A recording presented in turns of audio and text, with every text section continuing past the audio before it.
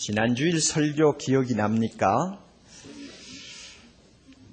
이상하게 지난주일 설교를 듣고 가신 분들 가운데서 은혜를 받았다 하는 말을 하는 분들이 꽤 되나 봐요.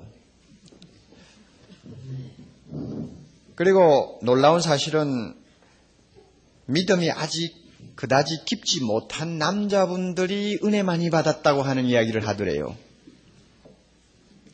그 이유를 제가 좀 생각을 해보았더니 조금 제 설교를 오해를 한 것이 아닌가 하는 좀 가책을 받게 됩니다.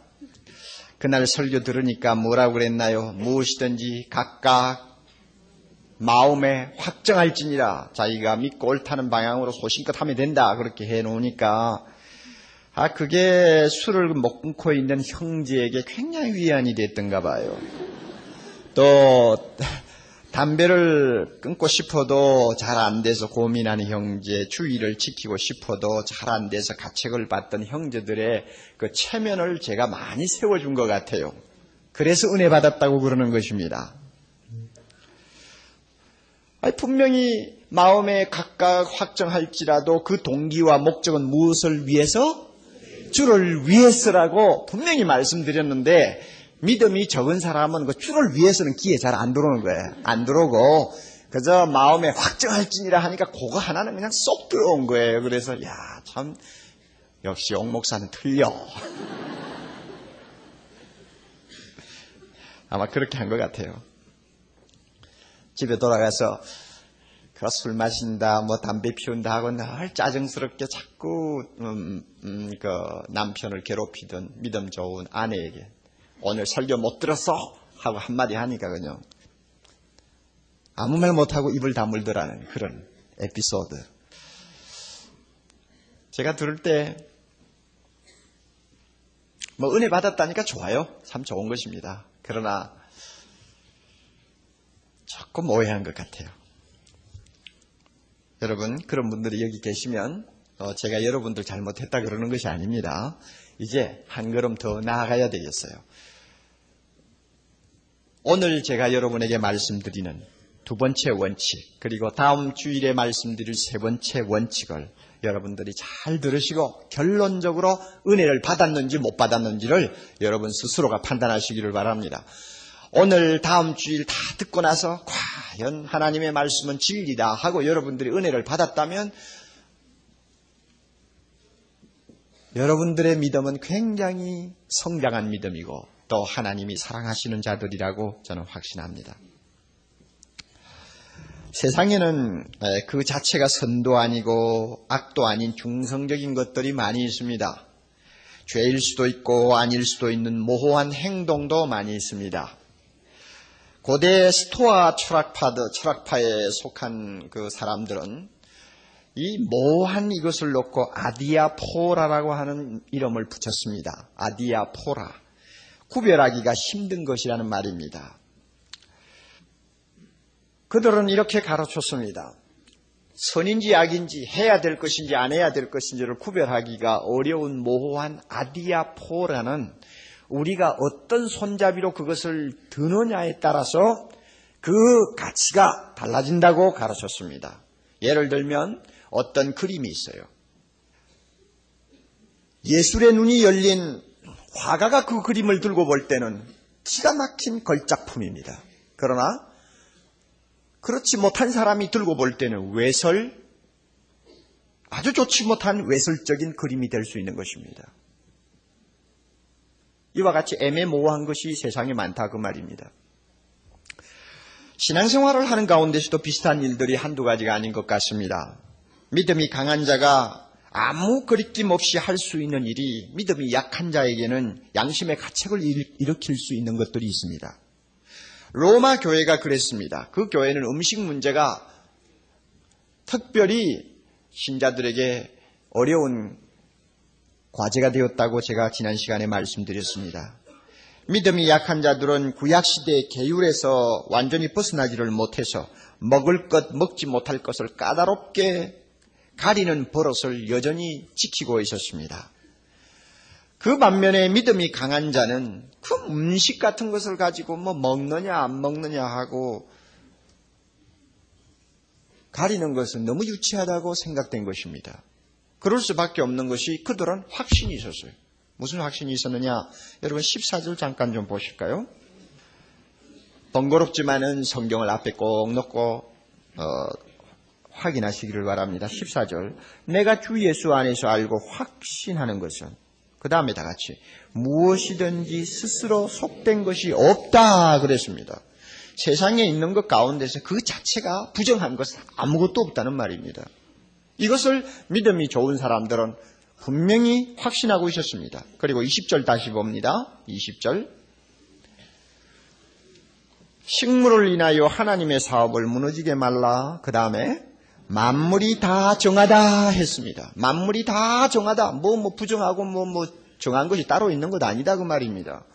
이와 같은 사실을 확신하고 있는 사람들의 눈에는 뭐 먹을 것 안 먹을 것 자꾸 가려가면서 까다롭게 구는 것이 너무 유치하게 보일 수가 있었습니다. 그래서 로마 교인들 사이에는 믿음 좋은 사람과 믿음이 약한 사람들 사이에 이 견해 차이가 있었고 갈등이 있었습니다. 원래 자연은 선하고 또 정한 것입니다.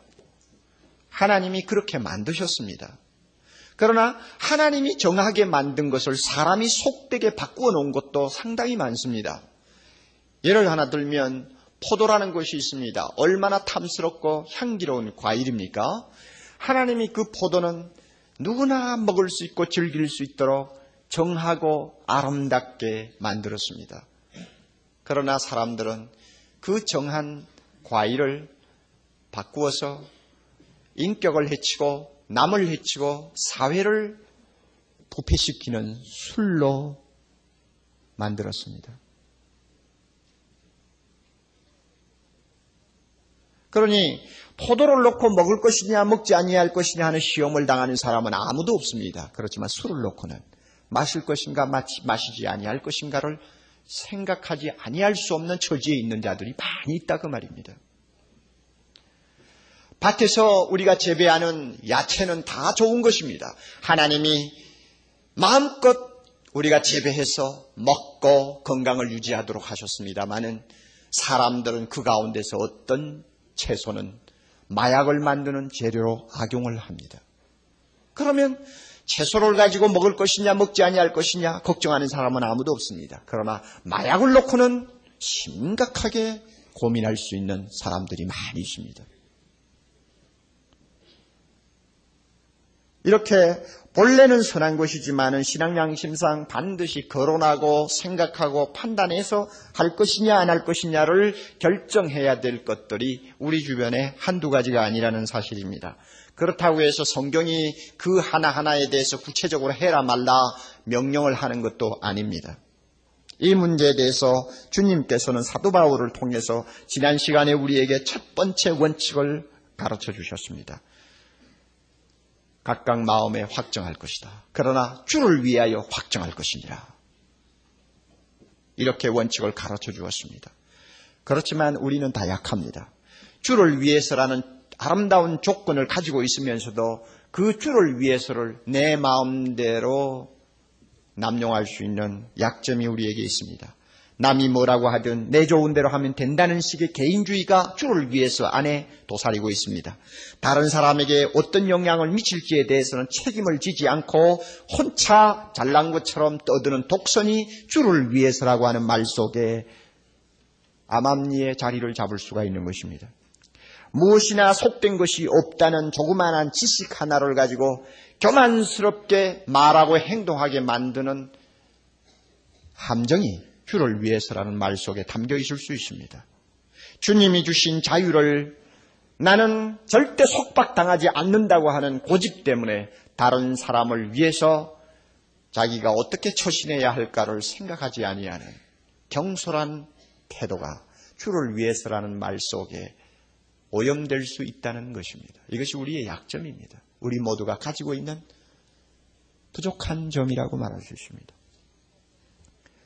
그러면 주를 위해서라는 명분 가지고 내 마음대로 해도 되느냐? 내가 성경을 좀 아는 지식 가지고 내 마음대로 내 자유를 행사해도 되느냐?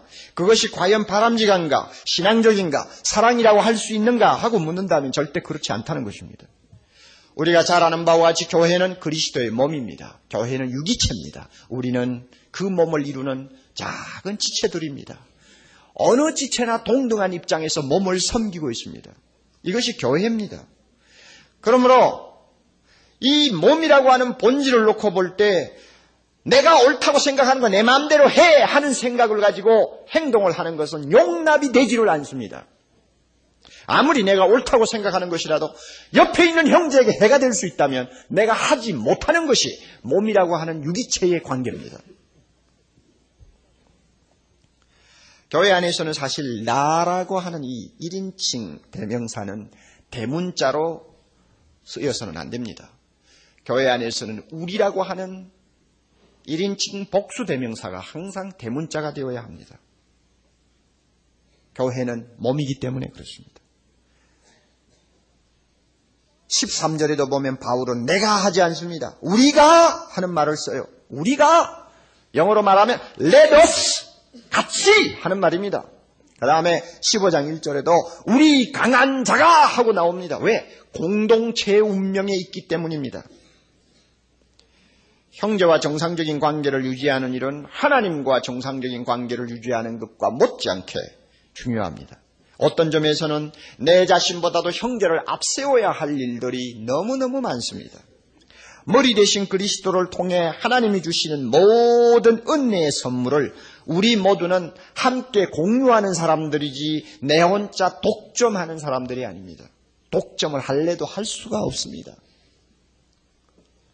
형제를 모르는 나를 알 수 없고 나를 모르는 형제를 알 수 없는 공존관계를 유지하는 것이 교회라고 하는 공동체입니다. 그러므로 내가 다른 형제를 건강하게 세울 수도 있습니다. 동시에 다른 형제를 파괴할 수도 있습니다. 이것이 내 위치입니다. 나는 다른 형제에게 영향을 끼칠 수 있습니다. 나는 다른 형제에게 영향을 끼칩니다. 다른 형제는 나에게 영향을 끼칩니다. 이 영향권에서 벗어나서 혼자 유아 독종격으로 신앙생활할 수 있는 사람은 이 세상에 아무도 없습니다. 교회 안에는 아무도 없습니다. 모두가 영향권에 있습니다. 나의 영향, 형제의 영향. 그 영향권 안에서 우리는 삽니다. 그러므로 아무리 내 생각이 옳다고 여겨지는 일이라도 형제에게 상처를 주거나 죄를 짓게 만들 수 있는 일이라면 약한 그 형제를 위해서 나 자신의 자유를 스스로 속박해야 하는 것이 우리의 처지입니다. 내가 알고 있는 지식을 조용히 쌓아두는 것이 덕이 될 때가 더 많습니다. 하고 싶은 대로 다 못하는 것이 우리의 처지입니다. 부부 일신이죠. 결혼하고 나면 남편이 하고 싶은 대로 다 못합니다. 부인이 하고 싶은 대로 다 못합니다. 서로 얽매입니다. 얽매이는 그것이 진정한 부부의 자유입니다. 교회도 마찬가지입니다. 우리가 한 몸이요 한 지체이기 때문에 내가 하고 싶은 거 다 못합니다. 내가 할 수 있는 자유는 있지만 그 자유를 날개 달고 마음대로 날 수 있도록 내버려 둘 수는 없는 것입니다. 부모가 어린 아이를 양손에 잡고 복잡한 길을 걸어갑니다. 부모는 사람들을 막 해치고 활개치고 갈 수 있는 힘이 있습니다. 자유도 있습니다. 달려갈 수도 있습니다. 그러나 두 손에 어린아이를 잡은 부모는 자기 자유를 가지고 하고 싶은 대로 하지 않습니다. 아이의 걸음걸음에 자기 걸음을 맞춥니다. 아이의 생각에 자기 생각을 조화시킵니다. 왜? 그것이 아이를 위하기 때문에. 아이를 위하는 것이 부모를 위하는 것입니다. 교회 안에 있는 우리는 똑같은 인간관계를 갖고 있습니다. 그러므로 바울은 우리가 형제를 판단하지 않는 선에서 만족할 수 없다고 합니다. 단지 판단 안 하면 된다. 형제가 무슨 일을 하든지 비판 안 하고 가만 눈 감아주면 된다. 간섭 안 하면 된다. 그것으로는 절대 만족할 수 없다고 합니다. 또 내 마음에 확신이 서는 대로 내가 소신껏 할 수 있다는 그 원칙만 가지고도 교회 생활은 안 된다고 합니다. 내 소신껏 할 수 있다는 그것이 모든 복잡한 인간관계를 풀 수 있는 마스터 키가 된다고는 절대 가르치지 않습니다. 한 걸음 더 나아가야 된다고 합니다. 우리의 언동에 영향을 받을 수 있는 형제들을 위해서 보다 적극적이고 구체적인 행동 지침을 가지고 우리가 살아야 된다고 말씀합니다. 이것이 바로 오늘 우리가 읽은 본문의 교훈입니다. 오늘 우리가 생각할 두 번째 원칙이 있습니다. 형제에게 거침돌이 되어서는 안 된다는 것입니다. 13절 우리 잠깐 봅니다. 그런즉 우리가 다시는 서로 판단하지 말고 판단하는 자리에서만 판단하지 않는 자리에서만 머물지 말고 더 나아가자 그 말입니다. 도리어 다 같이 부딪힐 것이나 거칠 것으로 형제 앞에 두지 아니할 것을 주의하라. 그러니까 두지 말라 하는 이야기입니다. 여기서 거칠 것, 부딪힐 것은 장애물이나 떡을 이야기합니다. 이것에 걸리면 누구나 넘어지거나 또 다칩니다. 그러면 이 부딪힌다 혹은 거친다 하는 것이 구체적으로 좀 더 어떤 것인가? 본문 안에서 몇 번 표현을 바꾸어 가면서 우리에게 가르쳐 줍니다. 15절을 봅니다. 만일 식물을 인하여 그 다음에 뭐라고 나옵니까? 내 형제가 근심하게 되면, 이 거치게 한다는 말을 다른 말로 바꾸면 형제를 근심하게 만드는 것입니다. 마음의 번민을 일으키게 만드는 것입니다. 그리고 계속 읽습니다. 15절. 이는 내가 사랑으로 행치 아니함이라. 그리스도께서 대신하여 죽으신 형제를 내 식물로, 그 다음 다 같이 망케 하지 말라. 거치게 한다는 말을 또 하나 다른 말로 표현하면 망하게 하는 것입니다. 신앙생활을 포기하게 만들든지 영적으로 큰 해를 당해서 망하게 만드는 것이 형제를 거치게 하는 것이고 또 잘못되게 하는 것입니다. 21절을 한번 봅니다. 고기도 먹지 아니하고 포도주도 마시지 아니하고 그 다음에 다 같이 무엇이든지 내 형제로 거리끼게 하는 일을 아니함이 아름다우니라. 여기서 거리끼게 하지 않는 것이 바로 형제에게 거침돌이 되지 않는 것입니다. 그 형제가 신앙생활 하는데 방해가 되어서는 안 된다는 말입니다. 그 다음에 23절 봅니다. 의심하고 먹는 자는 정죄되었나니? 무슨 뜻인지 아세요? 내가 볼 때 분명히 이것은 신앙 양심상 옳은 것이 아니라고 판단이 되는데, 우리 교회 누구가 마시니까 나도 마시겠다 하고 마시면 마음에 확신이 없으면서도 마시는 거죠. 이것이 죄가 된다는 말입니다. 보세요. 그 다음에 계속 봅니다. 이는 다 같이 믿음으로 쫓아 하지 아니한 연고라. 그 다음에 다 같이 믿음으로 쫓아 하지 아니하는 모든 것이 죄니라. 거치게 한다 하는 말이 뭐냐? 형제를 죄짓게 만드는 것입니다. 그럼 뭐가 죄냐? 형제가 믿음이 없으면서 확신도 없으면서 누가 하니까 자기도 따라하게 만들면 확신 없이 행하는 그 자체가 죄가 된다는 이야기입니다. 무슨 뜻인지 아시겠죠?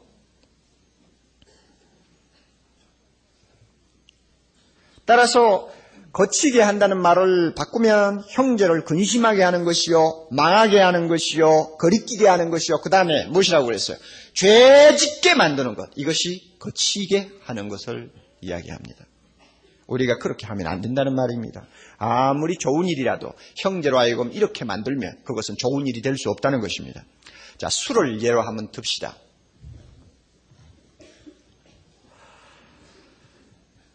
성경에 보면 술 마시는 것을 죄라고 이야기하는 곳은 한 곳도 없습니다.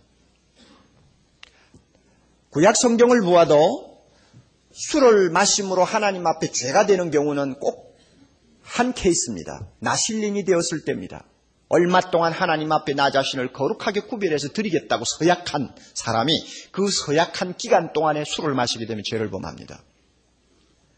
그리고 구약에 보면 가급적이면 술을 안 마시는 것이 좋겠다고 권고하는 경우는 왕이 왕자에게 또 아버지가 아들에게 행여나 잘못할까 두려워서 교훈하는 말씀 속에 들어있습니다. 그러나 술을 마시는 것이 죄라고 하는 성경 구절은 없습니다.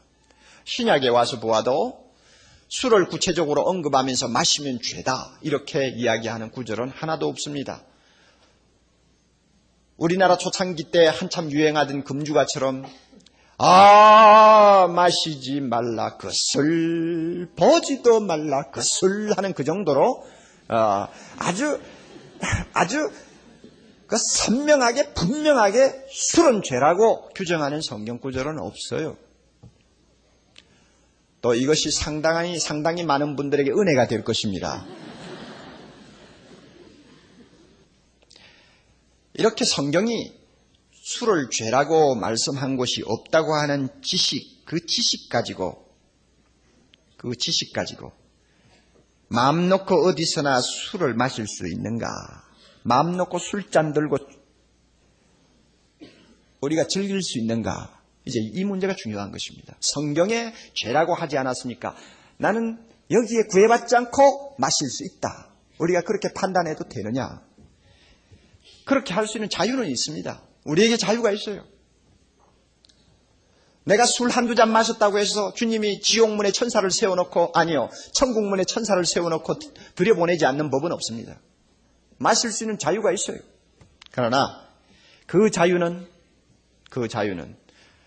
교회 안에 있는 다른 형제들 때문에 제재를 받을 수밖에 없다는 것이 이제 우리에게 중요한 과제가 되는 것입니다.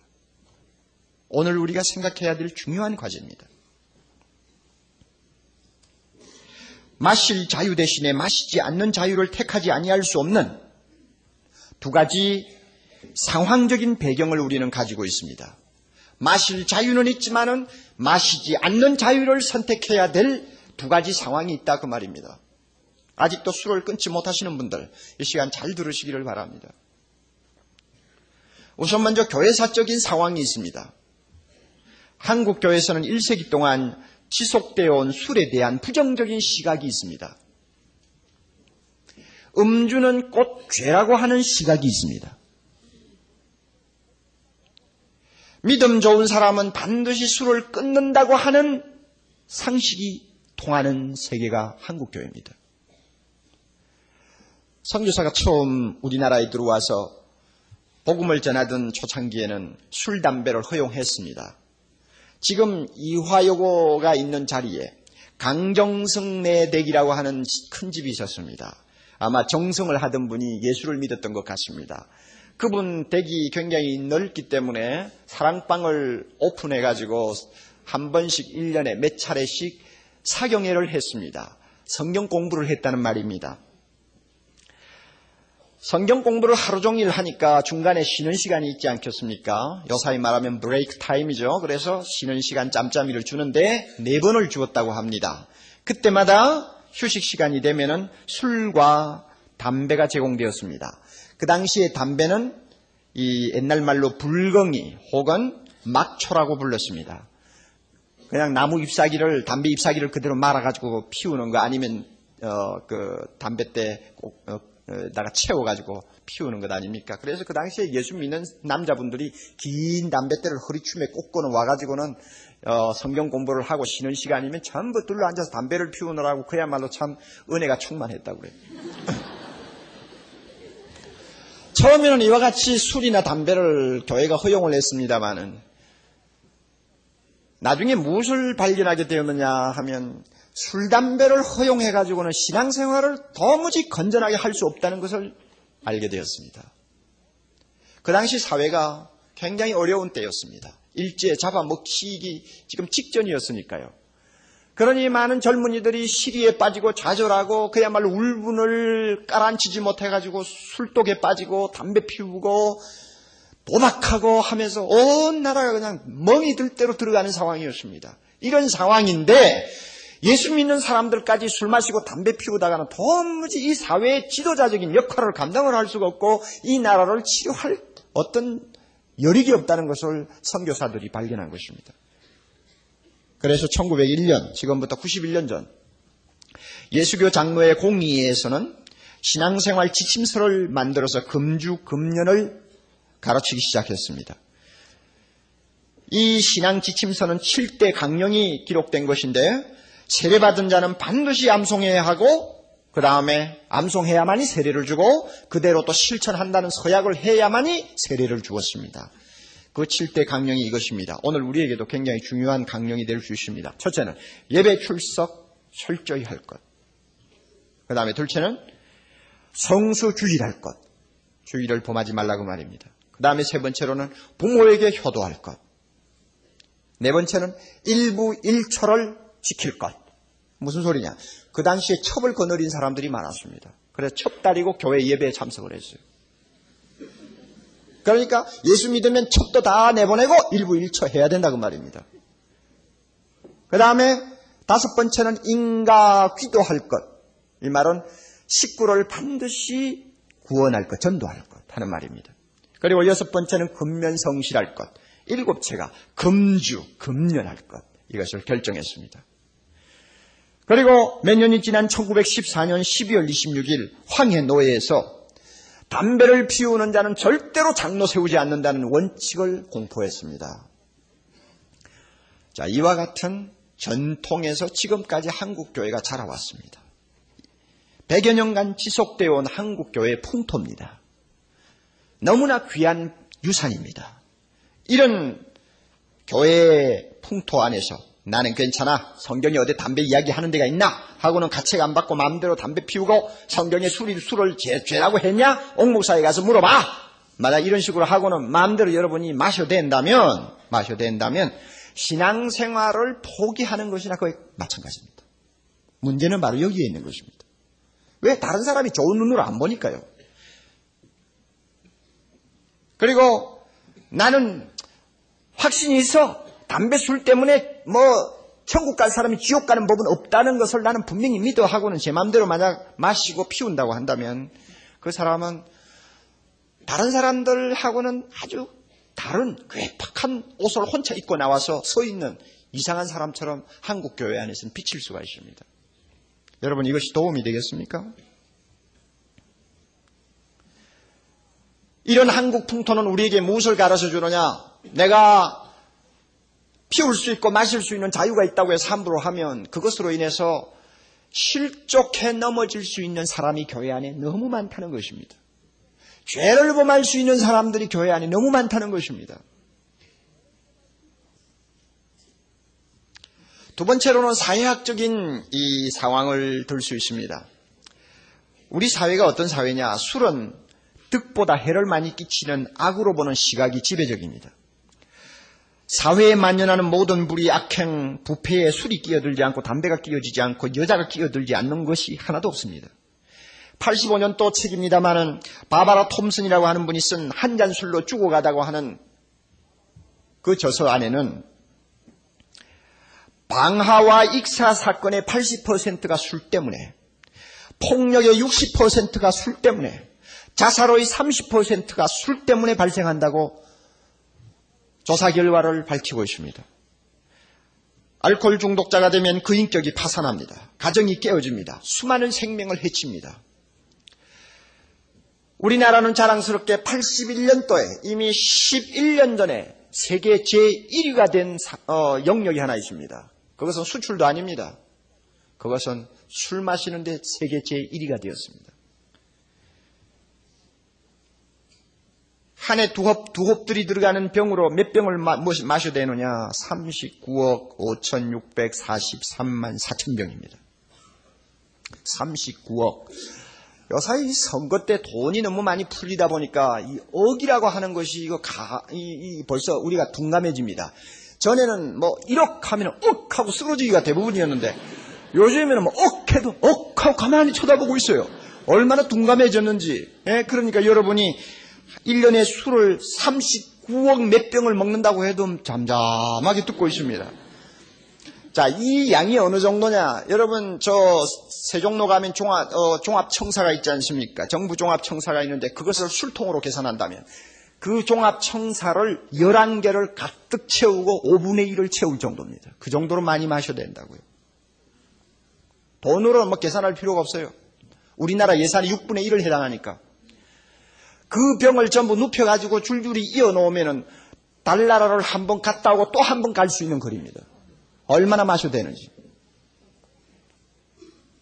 그래서 그런지 좀 양식이 있는 사회 지성인들은 예수를 안 믿어도 술은 끊는 것이 좋다 하고 생각하는 것이 일반적인 성향입니다. 그래서 어떤 통계를 보면 53%에 해당하는 사람들이 술을 끊겠다고 생각하고 있습니다. 그리고 43%에 해당하는 사람들이 한두 번 술을 끊어보려고 결심을 해본 경험이 있다고 말을 합니다. 자, 이것이 우리가 살고 있는 사회 풍토입니다. 술만이 아닙니다. 담배도 마찬가지입니다. 도박도 마찬가지입니다.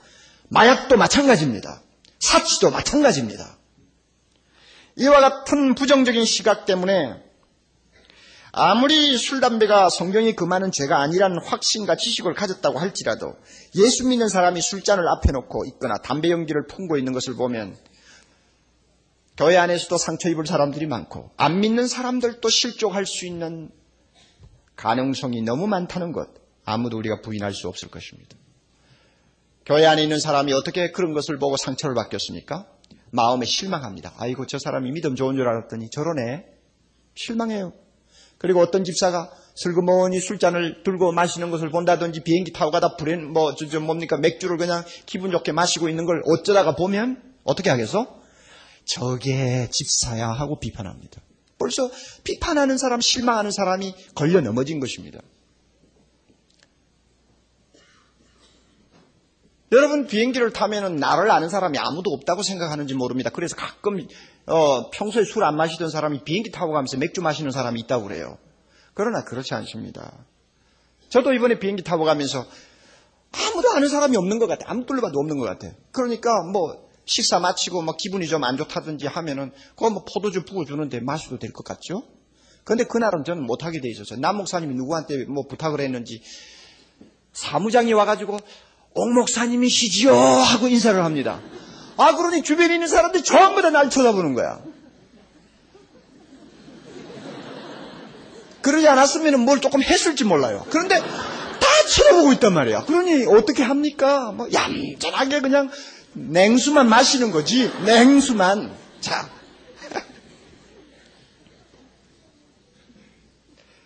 형제들이 죄짓게 만드는 것은 우리가 참 하기 어렵습니다. 그리고 안 믿는 사람들이 잘 믿는 줄 알았더니 별 수 없네 하고는 마음에 벌써 시험을 받아가지고 예수 믿을 생각을 싹 없애버렸다면 그 사람이 죄짓게 만드는 것입니다. 여러분 14절을 한번 보십시오. 중요한 말이 있습니다. 내가 주 안에서 알고 확신하는 것은 무엇이든지 스스로 속된 것이 없으되 다 같이 그 다음에 다만 속되게 여기는 그 사람에게는 속되니라. 무엇입니까? 마음에 가책받으면서 먹고 마시면 그게 부정한 것이 된다 그 말입니다. 또 넘어갑니다. 20절 봅니다. 식물을 인하여 하나님의 사업을 무너지게 말라. 만물이 다 정하되 그 다음에 다 같이 거리낌으로 먹는 사람에게는 악하니라. 마음에 가책을 받으면서 먹고 마시면 그건 악한 것이다 그 말입니다. 그리고 23절 의심하고 먹는 자는 뭐 한다고 그랬어요? 정죄되었나니 벌써 죄를 범하는 것이다 그 말입니다. 형제를 이렇게 만들 수는 없지 않습니까? 우리가 아무리 내가 먹고 마실 자유가 있다고 할지라도 아무리 성경이 죄라고 말을 하지 않는다고 할지라도 사회학적인 상황 때문에 교회사적인 상황 때문에 우리는 형제를 위해서 할 수 없는 것들이 있어요. 여러분 삼계탕 집을 한번 가보셨죠? 가끔 저는 갑니다만 그 삼계탕 집에 가면은 다 그런 것은 아닙니다만 제가 가는 집에는 인삼주를 꼭 내줍니다. 조그마한 잔에 인삼주를 딱 갖다 놔요. 얼마나 좋은 건지 몰라요. 왜 그런가 하면 삼계탕을 먹고 나면 닝닉하고 비가 상할 때가 있습니다. 그러니까 인삼주를 싹 마시면 입맛도 좋아지고 소화도 잘 되고 기분도 좋고 그걸 딱 갖다 놔요. 그거 나에게 마실 자유가 있습니다. 그냥 어떤 때는 아무도 그 집에 없으면 나 혼자 쓱 마십니다. 그것 때문에 잘못될 사람이 없으니까 그건 인삼을 만든 주인데요. 그래서 마신다고. 그러나 대부분의 경우 저는 손을 못 댑니다. 왜 그런가 하면 주변에 음식 먹는 사람들 중에 나 때문에 가책받고 나 때문에 실망할 수 있는 사람이 누군지를 제가 어떻게 합니까? 그렇기 때문에 얌전하게 옆에다 제쳐놓고 안 마시든지 그리고 어떤 때는 아주 비가 상하면 그냥 입가심만 딱 하고 마시지 않고 토해놓는 때가 있습니다. 자, 왜 이렇게 해야 되느냐? 참 이거 부자연스럽지 않습니까? 그럼 왜 이래야 되느냐? 나보다도 더 중요한 것이 내 형제들입니다.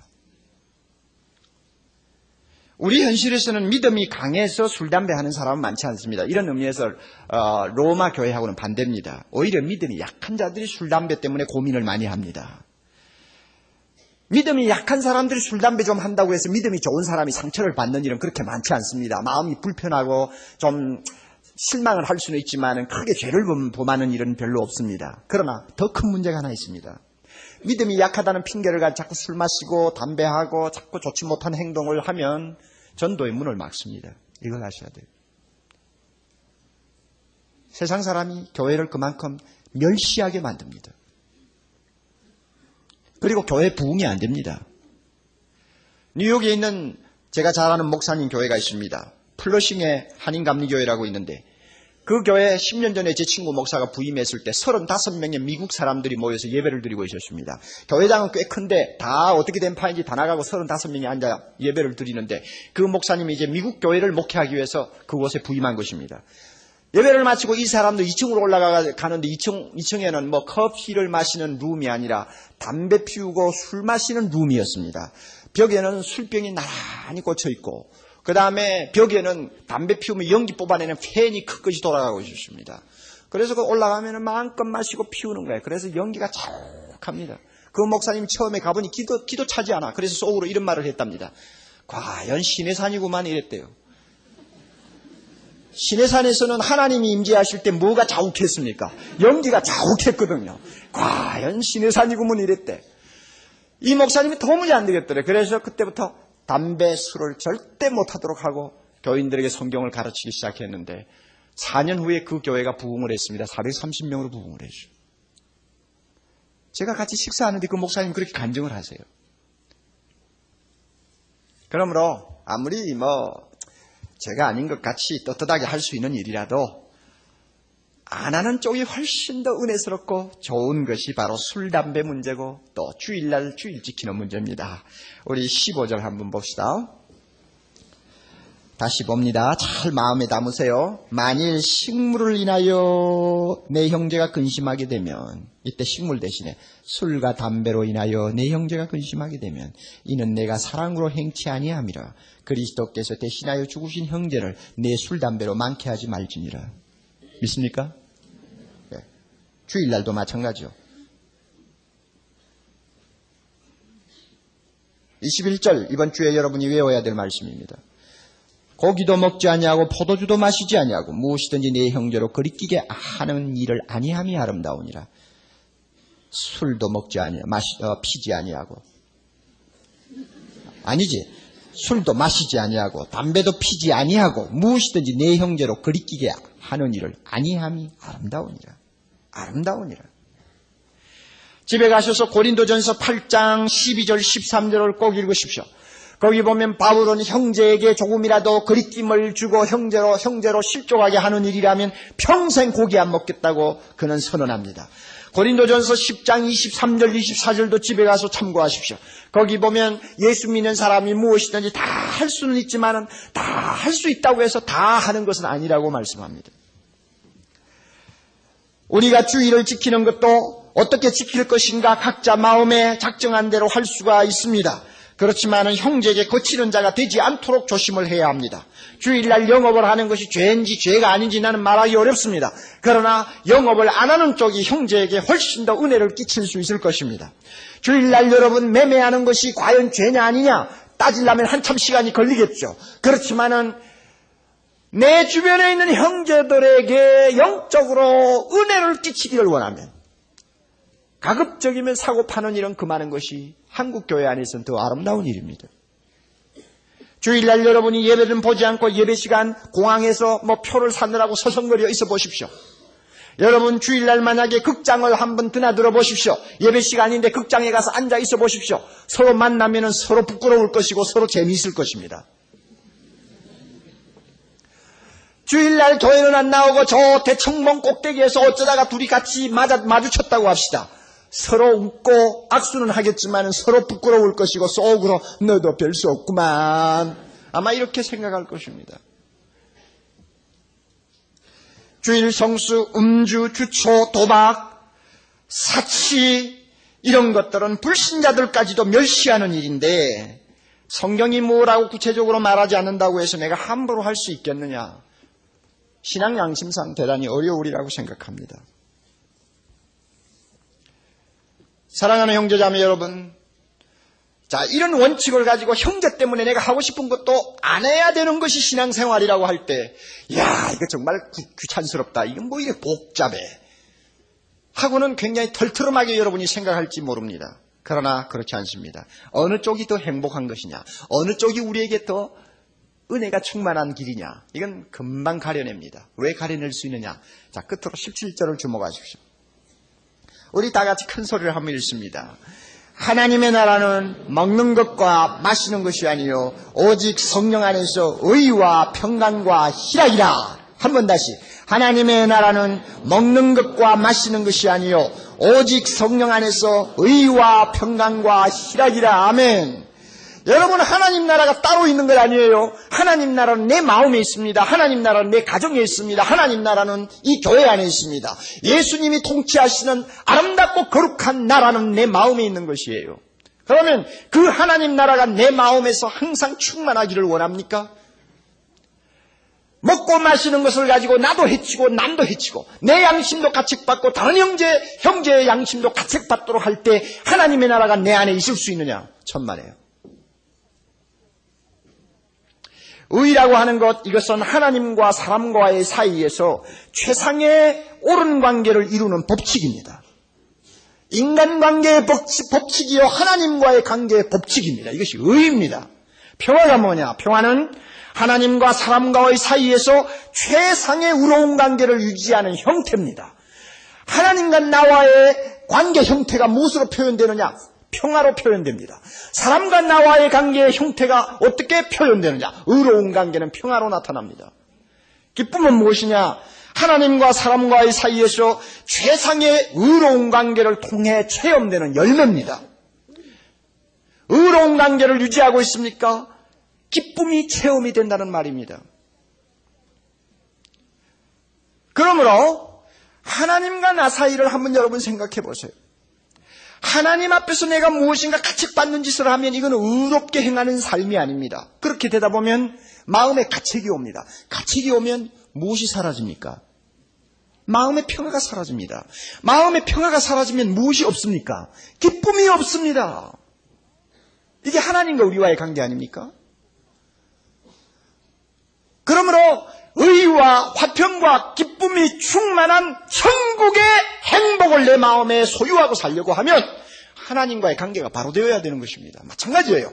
형제와 나 사이의 관계도 그렇습니다. 내가 형제에게 뭔가 거리끼는 행동을 보여준다. 형제의 양심에 무엇인가 아픔을 준다. 형제로 하여금 실망시킨다. 형제로 하여금 예수 믿고 신앙생활 잘하게 하는 길을 내가 앞에서 막아버린다 했을 때 그 관계는 의로운 관계가 아닙니다. 그렇다면 그 형제와 나 사이에는 굉장히 어렵고 불편한 관계가 되어버립니다. 따라서 내 마음에 평화가 사라집니다. 평화가 사라지면 기쁨이 없습니다. 형제와 만나도 기쁨이 없습니다.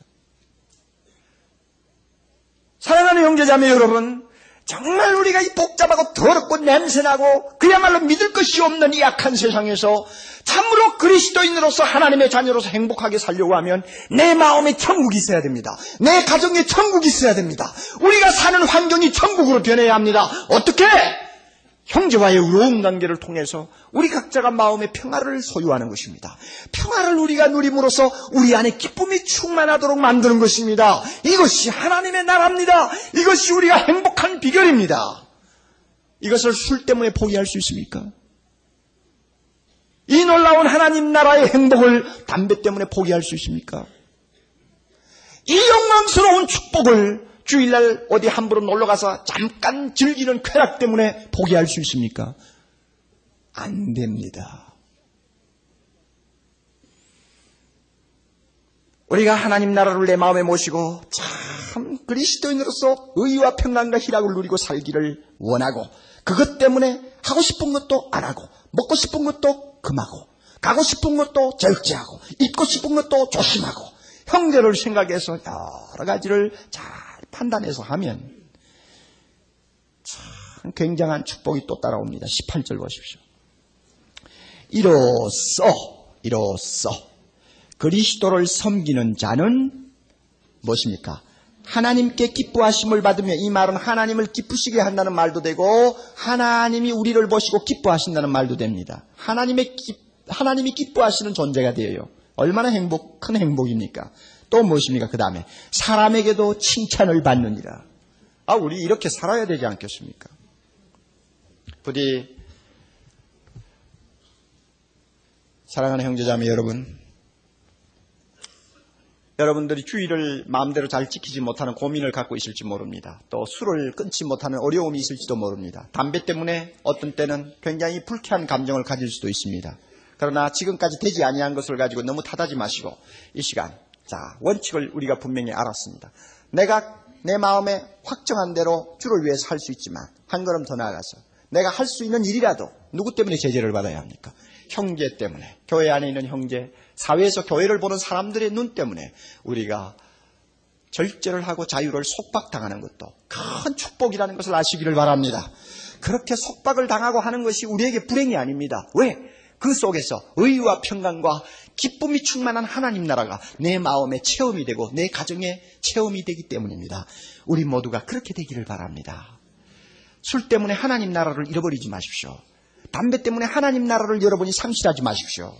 여러분이 잠깐 즐기는 쾌락 때문에 하나님이 주시는 그 기쁨을 여러분들이 싼값에 팔아넘기는 부끄러운 사람 되지 마시기를 바랍니다. 다 같이 기도하십시오. 우리 중에 지난주 오늘 주 말씀을 들으면서 마음에 큰 부담이 되는 분들이 꽤 있을 것입니다. 우리 힘으로 잘 되지 않지 않습니까? 내가 이래야 되겠다 하고 100번 결심해도 잘 안 되죠. 별 수 없어요. 목사나 평신도나 하나님이 은혜를 주셔야만이 뭔가 한 가지를 우리는 실천할 수 있습니다. 형제를 거치어서 넘어지게 할 수 있는 어떤 일이 아직도 나에게 남아있다면 우리 이 시간 기도합시다. 주님 앞에 솔직히 고백합시다. 그리고 내 힘으로 안 된다고 분명히 우리 사정을 이야기합시다. 그리고 은혜를 달라고 하나님 앞에 기도해야 되겠습니다. 도와달라고 기도하십시오. 성령의 능력이 우리에게 안 되는 문제를 되도록 해주시는 축복이 이 시간 있어야 되겠습니다. 한 목소리를 여러분 각자 마음에 있는 생각을 가지고 주님 앞에 기도하시기를 바랍니다. 우리의 기도를 들으시는 하나님 아버지, 이 시간 말씀을 듣고 우리 입을 열어 주님 앞에 우리 마음에 있는 고민과 생각을 아뢰었습니다. 주님, 우리를 도와주시옵소서. 예수 믿는 사람으로서 참 행복한 길이 있는데 우리가 이것을 조그마한 먹고 마시는 문제로 내 기분대로 하고 싶은 어떤 욕망 때문에 포기하는 부끄러운 자가 되지 않도록 해주시기를 원합니다. 형제를 하나님 아버지여 거치어 넘어지게 하는 자가 되지 않기를 원합니다. 세상 사람들로 하여금 교회를 비판하고 욕하고 멸시하도록 만드는 자가 되지 않기를 원합니다. 주님의 이름을 영광스럽게 해야 될 우리가 주의 이름을 욕되게 하지 않기를 원합니다. 그렇게 하기 위해서 할 수 있는 자유도 있고 해도 되는 일이지만 우리가 조심하고 금해야 될 것이 무엇인가를 잘 생각해서 사랑의 교회 모든 성도들이 실천하는 은혜를 허락하여 주옵소서. 주님의 은혜를 기다립니다. 도와주시옵소서. 예수님 이름으로 기도하옵나이다. 지난주일 설교 기억이 납니까? 이상하게 지난주일 설교를 듣고 가신 분들 가운데서 은혜를 받았다 하는 말을 하는 분들이 꽤 되나 봐요. 그리고 놀라운 사실은 믿음이 아직 그다지 깊지 못한 남자분들이 은혜 많이 받았다고 하는 이야기를 하더래요. 그 이유를 제가 좀 생각을 해보았더니 조금 제 설교를 오해를 한 것이 아닌가 하는 좀 가책을 받게 됩니다. 그날 설교 들으니까 뭐라고 그랬나요? 무엇이든지 각각 마음에 확정할지니라. 자기가 믿고 옳다는 방향으로 소신껏 하면 된다. 그렇게 해놓으니까 그게 술을 못 끊고 있는 형제에게 굉장히 위안이 됐던가 봐요. 또 담배를 끊고 싶어도 잘 안 돼서 고민하는 형제, 주의를 지키고 싶어도 잘 안 돼서 가책을 받던 형제들의 그 체면을 제가 많이 세워준 것 같아요. 그래서 은혜 받았다고 그러는 것입니다. 분명히 마음에 각각 확정할지라도 그 동기와 목적은 무엇을 위해서? 주를 위해서라고 분명히 말씀드렸는데 믿음이 적은 사람은 그 주를 위해서는 귀에 잘 안 들어오는 거예요. 안 들어오고 그저 마음에 확정할지니라 하니까 그거 하나는 그냥 쏙 들어온 거예요. 그래서 야, 참 역시 옥 목사는 틀려.